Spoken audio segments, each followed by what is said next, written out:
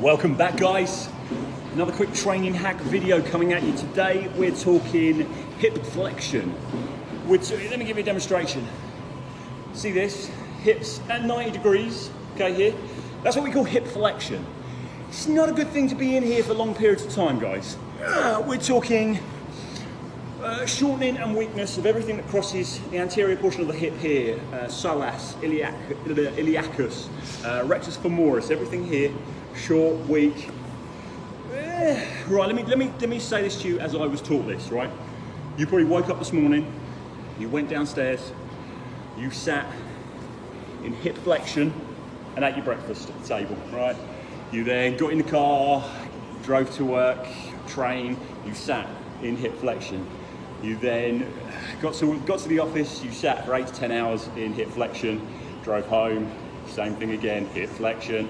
In the evening, you cooked your dinner, you sat on the sofa most of the night in hip flexion, and then you went to bed and slept in the fetal position, okay? Just to give you a heads up, guys, human body is not designed to sit in a hip flex position for that amount of time. So if your life sounds anything like what I've just described to you, the first thing I want you to do is start thinking about where you can get yourself out of that seated position more regularly into a hip extended position.